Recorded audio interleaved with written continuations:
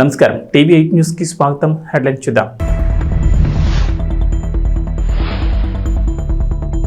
తెలంగాణలో Vivint pharma 400 కోట్ల పెట్టుబడి, జీనోమ్ వ్యాలీలో ఇంజెక్టబుల్స్ తయారీ కేంద్రం ఏర్పాటు, దాదాపు 1000 మందికి ఉద్యోగ అవకాశాలు.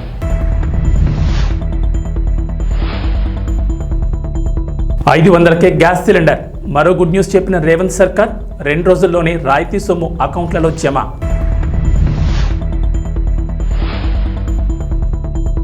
ఏపీకి కేంద్రం నుంచి మరో గుడ్ న్యూస్. జాతీయ రహదారులకు 7,266 కోట్లు, ప్రాజెక్టులను ఆమోదిస్తూ ఉత్తర్వులు జారీ.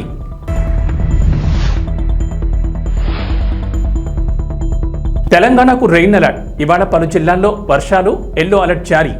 ఏపీలో కొనసాగుతున్న వర్షాలు 2-3 రోజులు వర్షాలుంటాయని వాతావరణ శాఖ అధికారులు వెల్లడి. తెలంగాణలో పెట్టుబడులు పెట్టేందుకు పేరొందిన పలు అంతర్జాతీయ కంపెనీలు ఆసక్తి ప్రదర్శిస్తున్నాయి. తాజాగా దిగ్గజ ఫార్మా కంపెనీ అయిన వివింట్ ఫార్మా తెలంగాణలో తమ సంస్థ కార్యకలాపాలు విస్తరించేందుకు సిద్ధమైంది. హైదరాబాద్లోని జీనోమ్ వ్యాలీలో అత్యాధునిక ఇంజెక్టబుల్స్ తయారీ కేంద్రాన్ని ఏర్పాటు చేయడానికి వివింట్ ఫార్మా కంపెనీ ముందుకొచ్చింది. 400 కోట్ల పెట్టుబడితో ఏర్పాటు చేయబోయే ఈ కంపెనీ ద్వారా దాదాపు 1000 మందికి ఉద్యోగ అవకాశాలు లభిస్తాయి.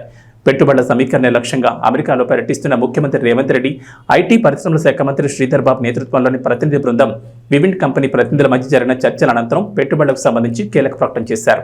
ప్రస్తుతం జీనోమ్ వ్యాలీలో వివింట్ కంపెనీ R&D కేంద్రం ఉంది. సుమారు 70 కోట్లతో నెలకొల్పిన ఈ సదుపాయాలతో పాటు అంతర్జాతీయ మార్కెట్లో విస్తరించేందుకు కంపెనీ ప్రణాళికలు రూపొందించింది. అందులో భాగంగా హైదరాబాద్లో తన మొదటి తయారీ కర్మాగారాన్ని స్థాపించనుంది. కాంగ్రెస్ ప్రభుత్వం మహాలక్ష్మి పథకంలో భాగంగా 500కే గ్యాస్ సిలిండర్ అందిస్తున్న విషయం తెలిసిందే. 6 గ్యారంటీల అమల్లో భాగంగా రాయితీపై సిలిండర్లు అందిస్తున్నారు. రాష్ట్ర వ్యాప్తంగా 1.20 కోట్ల గ్యాస్ కనెక్షన్లు ఉండగా రేషన్ కార్డు ఉన్నవారు మాత్రమే 500 గ్యాస్ సిలిండర్ పొందేందుకు అర్హులుగా ప్రభుత్వం నిర్ణయించింది. దీంతో తెలంగాణ వ్యాప్తంగా రేషన్ కార్డులు ఉన్నవారు 89.99 లక్షల మంది ఉన్నారు. ప్రజాపాలన దరఖాస్తుల ద్వారా వీరిలో 91.49 లక్షల మంది 500 గ్యాస్ సిలిండర్ కోసం దరఖాస్తు చేసుకోగా తొలుత 39.50 లక్షల కుటుంబాలను అర్హులుగా గుర్తించారు. ప్రజాపాలన అప్లికేషన్లలో సరైన వివరాలు ఇవ్వకపోవడం వంటి కారణాలతో వారికి రాయితీ అందడం లేదు. ప్రతి ఆయిల్ కంపెనీ వినియోగదారు సంఖ్యతో పాటు ఒక యూనిక్ ఐడి ఇస్తాయి. ఇందులో 17 నుంచి 19 అంకెలు ముద్రించుంటాయి. అయితే చాలా మంది ప్రజాపాలన దరఖాస్తులో యూనిక్ ఐడి కాకుండా కన్జ్యూమర్ ఐడి రాయడంతో రాయితీ అందకుండా పోతోంది.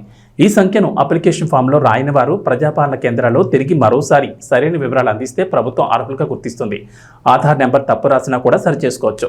ఇలా 4.60 లక్షల మంది సవరణ చేసుకోగా వారందరికీ 500కే గ్యాస్ సిలిండర్ అందుతోంది. దీంతో లబ్ధి పొందే మొత్తం కుటుంబాల సంఖ్య 44.10 లక్షలకు చేరుకుంది. ఇదే కాదు, ఆడబిడ్డలకు కట్టెలపై కష్టాలు తీర్చాలని, వాళ్ళ కన్నీళ్లు తూడవాలని 1200 రూపాయలు ఉన్న సిలిండర్ను ఇవాళ 500 రూపాయలకే ఆడబిడ్డలకి ఇంటి దగ్గర ఇచ్చి ఆడబిడ్డల కన్నీళ్లు దూర్చే బాధ్యత ఇవాళ ఈ ప్రభుత్వం తీసుకున్నది. తెలంగాణ ప్రభుత్వం మహాలక్ష్మి పథకం కింద మహిళలకు, బాలికలు, ట్రాన్స్జెండర్లకు ఉచిత బస్సు ప్రయాణ సౌకర్యం కల్పిస్తున్న సంగతి తెలిసిందే. మహిళలు 0 టికెట్ తీసుకుని రాష్ట్రంలో ఏ మూల నుంచి ఏ మూలకైనా ఉచితంగా ప్రయాణం చేసే ఛాన్స్ ఉంది. పల్లె వరకు, సిటీ, ఆర్డినరీ, ఎక్స్ప్రెస్ బస్సుల్లో ఈ ఫ్రీ బస్ జర్నీ సౌకర్యం కల్పిస్తున్నారు. దీంతో బస్సుల రద్దీ విపరీతంగా పెరిగింది. గతంలో రోజుకు సగటున 30 నుంచి 35 లక్షల మంది ప్రయాణాలు సాగిస్తే ప్రస్తుతం ఆ సంఖ్య సగటున 55 లక్షలకు చేరుకుంది. బస్సులో టికెట్ తీసుకుని ప్రయాణించే వారికి కూర్చోవడానికి సీట్లు కూడా ఉండట్లేదు. ఇక సంస్థకు వచ్చే ఆదాయంపై కూడా ప్రభావం పడుతోంది. మహాలక్ష్మి ఉచిత ప్రయాణ టికెట్ల మొత్తాన్ని రేవంత్ ప్రభుత్వం చెల్లిస్తున్నప్పటికీ సకాలంలో అందడం లేదని విమర్శలు ఉన్నాయి. ఇక డబ్బులు చెల్లించి టికెట్లు తీసుకునే ప్రయాణికుల సంఖ్య గణనీయంగా తగ్గింది. ఈ నేపథ్యంలోని తెలంగాణ ఆర్టీసీ కీలక నిర్ణయం తీసుకుంది. కొత్త రకం బస్సులను ప్రవేశపెట్టాలని ఆర్టీసీ యోచిస్తోంది. రాష్ట్ర వ్యాప్తంగా 50 సెమీ డీలక్స్ బస్సులను ప్రారంభించనున్నట్లు తెలిసింది. ఎక్స్ప్రెస్, డీలక్స్ బస్సులకు మధ్య రకంగా ఈ కొత్త సెమీ డీలక్స్ బస్ సర్వీసులను ప్రవేశపెడుతున్నట్లు ఆర్టీసీ అధికారులు అంటున్నారు. సీట్లు, ఇతర సౌకర్యాలు ఎలా ఉంటాయన్నదనే విషయంపై త్వరలోనే స్పష్టత రానుంది. డీలక్స్ బస్సుల్లో మహిళా ప్రయాణికుల్ని పెంచేందుకు ఇప్పటికే అనేక చర్యలు తీసుకుంటోంది. కొన్ని డిపోల్లో గిఫ్ట్ ఇచ్చే పథకాలను కూడా ఆర్టీసీ ప్రారంభించింది. మహాలక్ష్మి ఫ్రీ బస్ జర్నీ పథకంతో పడుతున్న ప్రతికూల ప్రభావాన్ని అధిగమించేందుకు ఈ నిర్ణయం తీసుకున్నారు. ఆంధ్రప్రదేశ్కు కేంద్రం శుభవార్త చెప్పింది. రాష్ట్రంలో జాతీయ రహదారులను 7,266 కోట్లతో అభివృద్ధి చేయాలని కేంద్రం నిర్ణయించింది. ఈ మేరకు 2024-25 వార్షిక ప్రణాళికను ఆమోదం తెలిపింది. ఈ ప్రాజెక్టులో కీలకమైన విజయవాడ తూర్పు బైపాస్తో మరికొన్ని ముఖ్యమైన ఉన్నాయి. ఈ మేరకు ప్రాజెక్టులను ఆమోదిస్తూ ఉత్తర్వులు జారీ చేశారు. కేంద్రం ఏపీకి కేటాయించిన నిధులు ప్రాజెక్టుల వారీగా ఇలా ఉన్నాయి. కృష్ణా జిల్లా రామారావుపేట నుంచి గుంటూరు జిల్లా కాజా టోల్గేట్ వరకు విజయవాడ తూర్పు బైపాస్ నిర్మాణానికి 2,716 కోట్లు కేటాయించారు. పల్నాడు జిల్లా వినుకొండ గుంటూరు 4 లేన్ల రహదారికి 2,360 కోట్లు ఇచ్చారు. విజయవాడలోని మహానాడు జంక్షన్ నుంచి నిడమనూరు వరకు 6 లేన్ల ఫ్లైఓవర్ నిర్మాణానికి 669 కోట్లు కేటాయించారు. అనకాపల్లి జిల్లా సభవరం నుంచి విశాఖ జిల్లా షీలానగర్ వరకు 6 లేన్ల రహదారి నిర్మాణానికి 906 కోట్లు కేటాయించింది కేంద్రం. ఆంధ్రప్రదేశ్ ముఖ్యమంత్రి నారా చంద్రబాబు నాయుడు శుభవార్త చెప్పారు. చేనేత కార్మికులకు తమ ప్రభుత్వం అండగా ఉంటుందని, చేనేతకారులకు ఇచ్చిన అన్ని పథకాలను వైఎస్ఆర్సీపీ సర్కార్ రద్దు చేసిందని అన్నారు. విజయవాడలో జాతీయ చేనేత దినోత్సవంలో ముఖ్యమంత్రి చంద్రబాబు పాల్గొన్నారు. అక్కడ ఏర్పాటు చేసిన స్టాళ్లలో ఉత్పత్తులు పరిశీలించి చేనేత కార్మికులతో మాట్లాడారు. చేనేత కార్మికుల ఆదాయం పెరిగేందుకు చర్యలు తీసుకుంటామని, వెనుకబడిన వర్గాలకు చట్టసభల్లో 33% రిజర్వేషన్ల కోసం అసెంబ్లీలో తీర్మానం చేస్తామని చంద్రబాబు చెప్పారు. ఇది పార్లమెంట్లో చట్టరూపం దాల్చేలా పోరాటం చేస్తామని ప్రకటించారు. రాష్ట్రంలో చేనేత కార్మికులకు జీఎస్టీ తొలగించేందుకు ప్రయత్నిస్తామన్నారు. జీఎస్టీ తొలగించుకుంటే రీఎంబర్స్ చేస్తామని ప్రకటించారు. నేతలకు 67 కోట్లు ఇచ్చి న్యాయం చేస్తామని తెలిపారు. చేనేత మగ్గాల కోసం 50,000 సాయం అందిస్తామని, ప్రజలంతా చేనేత వస్త్రాలు ధరించాలని, నెలకు ఒక్కరోజైనా చేనేత వస్త్రాలు ధరించాలని పిలుపునిచ్చారు.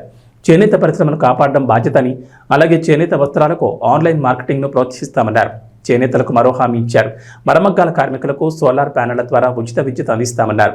చేనేత కుటుంబాలకు 200 యూనిట్ల ఉచిత విద్యుత్ కూడా అందిస్తామన్నారు. చేనేతకారులకు ఆరోగ్య బీమా కల్పిస్తామని, నైపుణ్యం పెంచి ఆధునిక శిక్షణ ఇప్పిస్తామన్నారు. అంతేకాకుండా చేనేతలో సహజ రంగులను ప్రోత్సహిస్తామన్నారు. దీనికి ఒక చరిత్ర కూడా ఉంది. భారతదేశ స్వాతంత్ర ఉద్యమంలో విదేశీ వస్త్రాల బహిష్కరణ, స్వదేశీ వస్త్రాల్ని ప్రోత్సహించడం ఆ రోజు ఒక ఉద్యమ స్ఫూర్తితో ముందుకు తీసుకుపోయారు.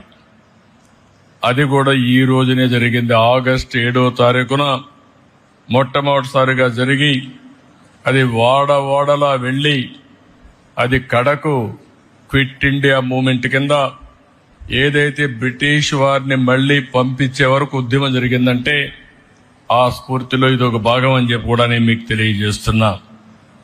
అదే మరి మన దేశంలో కూడా 2015 నుంచి ఈ యొక్క చేనేత అంతర్జాతీయ దినోత్సవాన్ని జరపాలని చెప్పి అనుకోవడం, కేంద్రంలో మోడీ గారు చేయడం, నేను ముఖ్యమంత్రిగా ఉన్నప్పుడు 2015 నుంచి ఈ కార్యక్రమానికి శ్రీకారం చుట్టాం. అది చాలా సంతోషం అని చెప్పి కూడా నేను మీకు తెలియజేస్తున్నా. ఒకే మాట చెప్తున్నా, ఈరోజు నేను వచ్చింది మీ అందరికీ భరోసా ఇవ్వడానికి వచ్చా. అందరితో సమానంగా చేనేత కార్మికుల్ని పైకి తీసుకొచ్చే వరకు ఈ ప్రభుత్వం నేను అండగా ఉంటామని మరొక్కసారి స్పష్టంగా మీ అందరికీ హామీ ఇస్తున్నా. నేను చాలా ఎన్నికల్లో చూశాను. ఏ ఎన్నికలు వచ్చినా కొంతమంది అటో ఇటో వెళ్లారు, కానీ చేనేత కార్మికులు మాత్రం మూకుమ్మడిగా బలపరిచింది తెలుగుదేశం పార్టీనే బలపరిచారు అన్ని ఎన్నికల్లో. అది ఆ రోజు సమైక్య ఆంధ్రప్రదేశ్ కావచ్చు, ఈరోజు నవ్య ఆంధ్రప్రదేశ్ కావచ్చు, ఎప్పుడు కూడా ఎక్కడ చేనేత కార్మికులు ఉంటారో అక్కడ ఎప్పుడు తెలుగుదేశం పార్టీకి మెజారిటీ వస్తుంది, ఆదరణ చూపించారు. అది ఎప్పటికీ గుర్తుంటుందని చెప్పి కూడా నేను మీకు తెలియజేస్తున్నా. చేనేత రంగం ప్రభుత్వ నిర్లక్ష్యాలతో తీవ్రమైన సంక్షోభంలోకి వెళ్ళింది. అందుకే ఈరోజు చూస్తే గడిచిన ప్రభుత్వంలో తెలుగుదేశం ప్రభుత్వంలో అనేక కార్యక్రమాలు చేసి మిమ్మల్ని అందరినీ ఆదుకున్నాం. కానీ ఇటీవల ప్రభుత్వాన్ని మనం చూస్తే నేతన్న హస్తం పేరు చెప్పి మీకు అందే అన్ని రంగాల పథకాలు అన్ని రద్దు చేసే పరిస్థితికి వచ్చారు. అంటే ఏదో ఒక 24,000 రూపాయలు మీకు ఇస్తే దాంతోనే మీ జీవితాలు బాగుపడిపోతాయని, పెన్షన్ 3,000 ఇస్తున్నాం, ఇప్పుడు 4,000 ఇస్తున్నాం, కానీ నెలకు 2,000 ఇస్తే మీ జీవితాలు మారిపోతాయనుకోవడం ఏ విధంగా సబబోమని ఒక్కసారి ఆలోచించుకోవాల్సిన అవసరం ఉంది. అన్ని పథకాలని రద్దు చేశారు. అదే మరిగా సొంత మగ్గం ఉంటేనే చేనేత నేస్తామన్నారు. ఆప్కో ద్వారా కొనుగోళ్లు ఆపేసే పరిస్థితికి వచ్చారు. అదే మరి నూలు రంగుపై సబ్సిడీ కూడా ఎత్తేశారు. పావలా వడ్డీ రుణాలు తీసేశారు. ఒక మాటలో చెప్పాలంటే అన్ని రుణాలు రద్దు చేసి మీ పొట్టగొట్టే పరిస్థితికి వచ్చారు. ఈరోజు గడిచిన ప్రభుత్వాన్ని మీరు చూస్తే కార్మికులకి, చేనేత రంగానికి 226 కోట్ల రూపాయలు అప్పు పెట్టే పరిస్థితికి వచ్చారు, బకాయిలు పెట్టే పరిస్థితికి వచ్చారు. కానీ ఒక్క మాట మీకు అందరికి గుర్తు చేసుకోవాల్సిన అవసరం ఉంది. చరిత్ర కూడా తెలుగుదేశం ప్రతిపక్షంలో ఉన్నా అధికార పక్షంలో ఉన్నా ఎప్పుడూ చేనేత కార్మికులకు పోరాడిన పార్టీ తెలుగుదేశం పార్టీ అని మరొక్కసారి స్పష్టం చేస్తున్నా. 2007లో 3072 కోట్లు చేనేత రంగం రుణమాఫీలు చేయాలని ఆనాటి కాంగ్రెస్ ప్రభుత్వం చెప్పి మోసం చేస్తే గట్టిగా పోరాడాం. ఇప్పటికి కూడా నాకు గుర్తుంది. 2000 మేము పోరాడిన పోరాట ఫలితంగా 2011 ఆనాటి ముఖ్యమంత్రి రోసయ్య గారు చీరాల్లో మేము వ్యతిరేకంగా ఉద్యమం చేస్తే 109 కోట్ల రూపాయలు మాఫీ చేయించాం. అది చాలదని 110 కోట్లు చేయకపోతే 2014లో అధికారంలోకి వస్తానే 110 కోట్ల రూపాయలు రుణమాఫీ చేసి చేనేత కార్మికులకు ఇచ్చిన మాట నిలబెట్టుకున్నాం. ఈరోజు మీరు ఒకసారి చూస్తే ప్రతి ఏటా 2014 నుంచి 250 కోట్ల రూపాయలు బడ్జెట్ కేటాయించాం. 90,795 మంది కుటుంబాలకి 100 యూనిట్లు కరెంటు ఉచితంగా ఇచ్చాం. ఆ రోజు మీరందరూ అడిగారు, చేనేత పరిశ్రమలో చాలా సమస్యలున్నాయి, చిన్న వయసులో అనారోగ్య సమస్యలు వస్తున్నాయి, మగ్గం పైన కూర్చుంటున్నాం, కడుపులేకు నూలంతా ఎడుతుంది, దానివల్ల ఇబ్బందులు వస్తున్నాయంటే 50 రూపాయలకే పింఛన్ ఇచ్చిన ఘనత, పెన్షన్లు ఇచ్చిన ఘనత తెలుగుదేశం ప్రభుత్వాన్ని చెప్పి మరొకసారి గుర్తు చేస్తున్నా. నూలు రంగుల పైన 20% సబ్సిడీ ఉంటే దాన్ని 40% పెంచాం.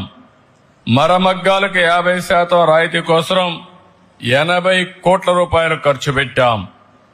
1,11,00,000 మంది చేనేత కార్మికులకి 2,000 రూపాయలు పింఛన్ ఇచ్చాం. ఆప్కో ద్వారా చేనేత వస్త్రాలు కొనుగోలు చేశాం. అంతర్జాతీయ మార్కెట్ క్రియేట్ చేశాం.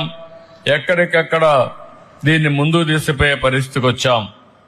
ఆదరణ 2లో 60,000 మంది పనిముట్లు, 70,000 మగ్గాలకి మోటార్లు కూడా ఇప్పించాం. ఇంకొక పక్కన 70,000 మంది చేనేత కార్మికులకి మోటరైజ్ జకార్డ్ లిఫ్టింగ్ మెకానిజం సదుపాయాలు కల్పించాం. 55,500 మంది చేనేత కార్మికులకి 26.62 కోట్ల రూపాయలు రుణం ఇచ్చాం. ఇవన్నీ చేసి ఆ రోజు ముందుకు పోయామంటే అది చేనేత పరిశ్రమ పైన ఉండే శ్రద్ధ. కొంతమంది ప్రముఖులు వివిధ వ్యాపార సంస్థల ప్రకటనలో నటించి మీ నమ్మకమైన సంస్థ అంటూ చెప్పడం వల్ల చాలా మంది ప్రలోభాలకు గురై పెట్టుబడి పెట్టి నష్టపోతున్నారని వినియోగదారులు జాగ్రత్తలు తీసుకోవాలని కర్నూలు జిల్లా కాంగ్రెస్ పార్టీ మాజీ ప్రధాన కార్యదర్శి కొత్తూరు సత్యనారాయణ గుప్తా కోరారు. కర్నూలు కలెక్టరేట్ ఆవరణలో విలేకరులతో మాట్లాడుతూ ప్రముఖ వ్యాపార సంస్థలు, రియల్ ఎస్టేట్ సంస్థలు, ఇంకా అనేక వ్యాపార సంస్థలు ప్రముఖంగా ప్రజల్లో పేరుగాంచిన యాంకర్లు కానీ, సినీ హీరోలు కానీ, సినీ హీరోయిన్లు కానీ వారి వ్యాపార అభివృద్ధి కోసం వారిని ప్రచారానికి వాడుకుంటారని ఆయన తెలిపారు. వీరి మాటలకు వారిపై ఉన్న ప్రేమతో, అభిమానంతో చాలా మంది ఆయా వ్యాపార సంస్థల్లో, రియల్ ఎస్టేట్ సంస్థల్లో భూములు, గృహాల కొనుగోలుపై పెట్టుబడులు పెట్టి నష్టపోతున్నారని ఆయన ఆవేదన వ్యక్తం చేశారు. కొంతమంది ప్రముఖులు తమ ఆదాయం కోసం మోసం చేసే వ్యాపార సంస్థల్లో ప్రచారంలో భాగంగా పాల్గొనడం వల్ల చాలా మంది వినియోగదారులు నష్టపోతున్నారని, ఇటీవల తెలంగాణ ప్రాంతంలో ప్రముఖ యాంకర్ సొమ్ము వల్ల తాము ఆ సంస్థల్లో డబ్బులు పెట్టి నష్టపోయామని చెప్పడం జరిగిందన్నారు. ప్రముఖులను చూసి పెట్టుబడి పెట్టడం మూర్ఖత్వం అవుతుందని, వినియోగదారులు చైతన్యం లేకపోవడం వల్ల ఇటువంటి ఆర్థికంగా నష్టపోయే అవకాశం ఉంటుందన్నారు. మోసం చేసే వ్యాపార సంస్థలపై ప్రభుత్వం కూడా ప్రత్యేక నిఘా ఉంచాలని, అటువంటి వ్యాపార సంస్థలు మనుగడ లేకుండా చేయాలన్నారు. ప్రభుత్వాలు కూడా వినియోగదారుల చట్టంపై అవగాహన కలిగించాలని, రాష్ట్రంలో వినియోగదారుల సంఘాలు నిద్రావస్థలో ఉన్నాయని ఆయన విమర్శించారు. ప్రతి పాఠశాల, కాలేజీలో వినియోగదారుల చట్టంపై అవగాహన కలిగించాలని, అందుకు ప్రత్యేక శాఖను కూడా ఏర్పాటు చేయాలన్నారు. మేలుకోండి, మనం పెట్టే పెట్టుబడి మన పిల్లలకు భవిష్యత్తుకు ఉపయోగపడాలి. కొంతమంది యాంకర్స్ కానీ, సినిమా హీరోలు కానీ, హీరోయిన్లు కానీ కొన్ని వ్యాపార సంస్థలకు, ముఖ్యంగా రియల్ ఎస్టేట్ సంస్థలకు ప్రకటనదారులుగా వాళ్ళు నటించడం జరుగుతుంది. పైసలు తీసుకుంటారు, నటిస్తారు, మంచి సంస్థ అంటారు. కొంతమంది ఆ యాంకర్స్ మీద కావచ్చు, సినిమా హీరోయిన్ల మీద కావచ్చు, హీరోయిన్ల మీద కావచ్చు అభిమానంతో ముందు వెనక ఆలోచన చేయకుండా పెట్టుబడి పెడతారు. ఆ తర్వాత బోర్డులు ఎత్తేసే పరిస్థితి ఏంటి? నిన్ననే ఒక సంఘటన చూశాను. కొంతమంది వినియోగదారులు రియల్ ఎస్టేట్ వ్యాపారస్తులు వాళ్ళ వ్యాపార ప్రకటనలు ఒక యాంకరు సుమని నటించడం వల్ల ఆమె సుమన్ చూసి మేము పెట్టుబడి పెట్టాము, నష్టపోయినామని రోడ్డు మీదకి ఎక్కారు. కాబట్టి వినియోగదారులు మేలుకోవాలి. అదేవిధంగా రాష్ట్ర ప్రభుత్వాలు కూడా వినియోగదారుల సంఘాలను, చట్టాలను, ప్రజలను అవగాహన కలిగించాలన్న ఆలోచన విస్మరిస్తున్నారు.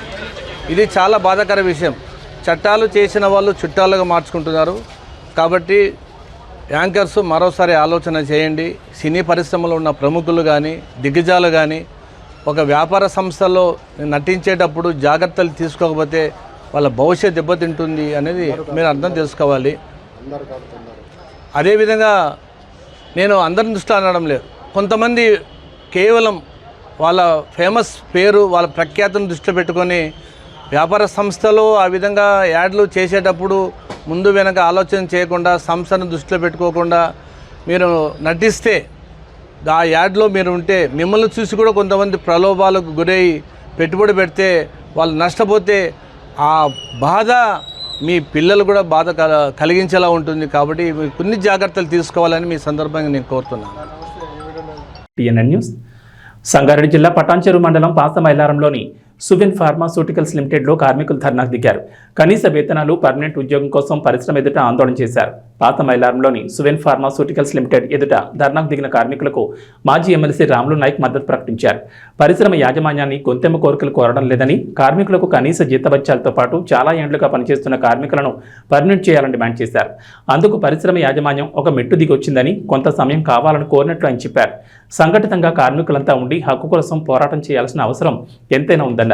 ఈ కార్యక్రమంలో యూనియన్ అధ్యక్షులు రాములు నాయక్, ఎక్స్ఎమ్మెల్సీ, యూనియన్ ప్రధాన కార్యదర్శి Raju Mudinath, treasury Satyanarayana Reddy, organic secretary Venkatesh Yadav, joint secretary Praveen, ముఖ్య సలహాదారులు ప్రవీణ్ రెడ్డి, ఎగ్జిక్యూటివ్ మెంబర్ రంగస్వామి, ఉపాధ్యక్షులు శ్రీనివాస్ మరియు మహిళా నాయకురాలు యాకమ్మ కార్మికులు పాల్గొన్నారు. ఇవాళ మనం ఒక విజయం సాధించినాం. ఇన్ని రోజులు మీతోటి మాట్లాడని యాజమాన్యం ఇవాళ చర్చలకు వచ్చింది. ఒక మెట్టు మనం ఎక్కడం జరిగింది. రేపటి నుంచి పనికి రామంటే మా సమస్య పరిష్కారం అయ్యి మీరు రాతపూర్వకంగా ఇస్తేనే మేము వస్తాము. ఇన్ని రోజులలో సమస్య పరిష్కారం కావాలి. మీరు డిప్యూటీ కమిషనర్ ఆఫ్ లేబర్ దగ్గర వచ్చి రాస్తేనే మేము వస్తామనేది చెప్పడం జరిగింది. సిస్టర్ ఉండి అక్కడ ప్రతి విషయం గంట చర్చ జరిగింది. ఆ చర్చలలో నేను చేసిన ప్రతి ప్రశ్నకు జవాబు లేకుండా పోయింది. వాళ్ళకు చట్టం చెప్పిన, వాళ్ళ బాధ్యత చెప్పిన, డిసిప్లిన్ చెప్పిన, మహిళా కార్మికులతో ఎట్లా ఉండాలి అనేది గిట్ట మనం చెప్పడం జరిగింది. ఎందుకంటే మీరు సంఘటితంగా ఉన్నందుకే. ఇవాళ సంఘటితంగా లేకుంటే 20 సంవత్సరాల నుంచి జరుగుతున్న అన్యాయం ఇంకా జరుగుతుంది. మీరు రిటైర్మెంట్ అయ్యే వరకు ఇదే ఉంటుండే. కనీస వేతనాల చట్టం చెప్పినా, బోనస్ యాక్ట్ చెప్పినా, ట్రేడ్ యూనియన్ యాక్ట్ చెప్పినా ఏ విధంగా ఉండాలి, వాళ్ళకి పర్మనెంట్ చేయాలి. నీవు 3 పూటలు తిండి తింటే మేము 2 పూటలు తిండి తినాలి. నా కొడుకు నేను సీపర్గా పనిచేసి నేను హెల్పర్గా పనిచేస్తున్నా, లేకుంటే ఆపరేటర్గా పనిచేస్తున్నా అనేది కాకుండా నా కొడుకు గిట్ట మీద హెచ్ఆర్ కావాలి, ఇంజనీర్ కావాలి. ఆ కోరిక మాకుంది. 20 సంవత్సరాల నుంచి నువ్వు కాంట్రాక్టర్లను పెట్టి అదే కాంట్రాక్టర్లతోటి పని చేయించినావు. ఇప్పుడు ఎందుకు సడన్గా వాళ్ళని తీసేస్తున్నావు? దానికి ఇప్పుడు నువ్వు సడన్గా తీసేయడంతో కరెక్ట్ కాదు. నువ్వు రెచ్చగొట్టినట్లు అవుతుంది. మీ హెచ్ఆర్ తోటి, మీ పైన అధికారులతోటి మాట్లాడి ఎంతమందిని మీరు పర్మనెంట్ చేస్తారు, ఏ విధంగా చేస్తారు, మా జీతాలు ఎట్లా పెంచుతారు అనేది పోలీస్ డిపార్ట్మెంట్ ఉంది. వాళ్ళు గిట్ట విన్నారు. ఒక మహిళా రిప్రజెంటేషన్ గిట్ట మేడంకు తీసుకుపోవడం జరిగింది. ఎవరైతే రాజు మన జనరల్ సెక్రటరీ ఉన్నారో, మన రెడ్డి గారు ఉన్నారో, మన ప్రవీణ్ రెడ్డి గారు ఉన్నారో వీళ్ళు చెప్పినట్టు కోలీవుడ్ టు టాలీవుడ్ ప్రస్తుతం ఎస్జే సూర్యకి భారీ డిమాండ్ ఉంది. అసలు ఆయన డైరెక్షన్ చేసుకునే ఛాన్స్ కూడా ఇవ్వట్లేదు మిగిలిన దర్శకులు. వరుసగా స్టార్ హీరోల చిత్రాల్లో ఆయనకి విలన్ రోల్స్ ఇస్తున్నారు. ప్రస్తుతం Ram Charan game changer, Karthi Sardar 2, Kamal Haasan Indian 3, Nani Saripodhaa Sanivaaram ఇలా వరుసగా పెద్ద హీరోల చిత్రాల్లో విలన్ పాత్రలు పోషిస్తున్నారు సూర్య. సరిపోతా శనివారం చిత్రంలో అయితే పోలీస్ పాత్రలో ఆయన నటిస్తున్నారు. ఈ సినిమా ప్రమోషన్స్లో భాగంగా ఎస్జే సూర్య తాజాగా ఓ ఇంటర్వ్యూ ఇచ్చారు. అందులో యాంకర్కి షాక్ ఇస్తూ సరిపోదా శనివారం స్టోరీ రివీల్ చేసేశారు సూర్య. నాని చిన్నగా ఉన్నప్పుడు కొంచెం కోపం, ఆవేశం ఎక్కువగా ఉంటాయి. అలాంటి నేచర్తోనే పెరుగుతాడు. అయితే ఇలానే పెద్ద అయితే చాలా ప్రాబ్లం అవుతుందని వాళ్ళ అమ్మ అనుకుంటుంది. ఈ కోపాన్ని ఎలా కంట్రోల్ చేయాలని ఆలోచిస్తుంది. ఇలా చేయకూడదని చెబితే చిన్నపిల్లలు ఇంకా ఎక్కువ చేస్తారు. అందుకని ఒక ఆలోచన చేసి నీ కోపం చూపించు, కానీ అన్ని రోజులు వద్దు, కేవలం ఒక్కరోజు చూపించు అని చెప్తుంది. దీంతో నాని అలా ఒక రీజన్ కోసం తన కోపం చూపించడానికి శనివారం ఎంచుకుంటాడు. అలా అమ్మకిచ్చిన మాట వల్ల ఆదివారం నుంచి శుక్రవారం వరకు నాని భాషా సినిమాలో మాణిక్యం టైపు, శనివారం మాత్రం భాష, అలా నాని ఈ సినిమాలో శనివారం భాష అన్నమాట అంటూ ఎస్జి సూర్య ఈ కథను చెప్పారు. ఇక వాతావరణ విషయానికి వస్తే తెలంగాణకు హైదరాబాద్ వాతావరణ కేంద్ర అధికారులు రెయిన్ అలర్ట్ జారీ చేశారు. నైరుతి రుతుపవనాలు యాక్టివ్గా ఉండడం, ధోని ప్రభావంతో పలు జిల్లాల్లో వర్షాలు కురుస్తున్నాయన్నారు. నేటి నుంచి 2 రోజుల పాటు వర్షాలకు ఛాన్స్ ఉందని చెప్పారు. ఇక బుధవారం రాత్రి హైదరాబాద్లోని పలు ప్రాంతాల్లో భారీ వర్షం కురిసింది. హైటెక్ సిటీ, గచ్చిబౌలి, అత్తాపూర్, టోలీచౌక్, జూబ్లీహిల్స్, యూసఫ్గూడ, పంజాగుట్ట, కోటి, మలక్పేట్, దిల్సుఖ్ నగర్, ఎల్బీ నగర్, వనస్థలిపురం, ఉప్పల్, మోసాపేట్, కూకట్పల్లి, మియాపూర్ తదితర ఏరియాల్లో వర్షం పడింది. మిగిలిన ఏరియాలో ఓ మోస్తరు వర్షాలు కురిశాయి. ఉమ్మడి ఆదిలాబాద్, నిజామాబాద్, కరీంనగర్, వరంగల్, రంగారెడ్డి, మహబూబ్నగర్ జిల్లాలోని పలు ప్రాంతాల్లోనూ వర్షాలు కురిశాయి. గద్వాల జిల్లా గట్టులో అత్యధికంగా 12.6 సెంటీమీటర్ల వర్షపాతం నమోదైనట్లు అధికారులు తెలిపారు. అటు ఆంధ్రప్రదేశ్లో కూడా వర్షాలు కొనసాగుతున్నాయి. బంగాళాఖాతంలో కాకుండా భూ ఉపరితలంపై అల్పపీడనాలు ఏర్పడే వాతావరణం కనిపిస్తోంది. పశ్చిమ బెంగాల్, జార్ఖండ్ పరిసరాల్లో 5 రోజుల క్రితం ఏర్పడిన అల్పపీడనం మరింత బలపడి తీవ్ర వాయుగుండంగా మారింది. తాజాగా మరో అల్పపీడనం ఏర్పడనుంది. ఈ ప్రభావం శ్రీకాకుళం, పార్వతీపురం, మన్యం, అల్లూరు సీతారామరాజు జిల్లాలపై కొంతవరకు ఉంటుందని అంచనా వేస్తున్నారు. రాష్ట్రంలో నైరుతి రుతుపవనాలు మోస్తరుగా కదులుతుండడంతో వర్షాలు కురుస్తున్నాయి. రాబోయే 24 గంటల్లో కోస్తా, రాయలసీమలో ఎక్కువ చోట్ల వర్షాలు కురుస్తాయని అంచనా వేస్తున్నారు. శ్రీకాకుళం, విజయనగరం, పార్వతీపురం, మన్యం, అల్లూరు సీతారామరాజు, అనకాపల్లి, ఎన్టీఆర్, పల్నాడు, ప్రకాశం, చిత్తూరు, తిరుపతి, కర్నూలు, నంద్యాల, అనంతపురం, శ్రీ సత్యసాయి, కడప జిల్లాలో అక్కడక్కడ పిడుగులతో పాటు తేలికపాటి వర్షాలు కురిసే అవకాశం ఉందని విపత్తుల నిర్వహణ సంస్థ తెలిపింది. మరోవైపు నంద్యాల జిల్లా డోన్లో 101.4 మిల్లీమీటర్లు, తిరుపతి జిల్లా సూళ్లూరుపేటలో 97.6, పార్వతీపురం, మన్యం జిల్లా కొమరాడ్లో 84.6 మిల్లీమీటర్లు, చిత్తూరు జిల్లా వెంకటగిరి కోటలో 83.2, పార్వతీపురంలో 76.8, గుంటూరు జిల్లా అమరావతిలో 75.9, తిరుపతి జిల్లా తిరుపతి ఏరులో 75 మిల్లీమీటర్ల వర్షపాతం నమోదైంది. ఇవి బులెటిన్ విశేషాలు. నమస్కారం.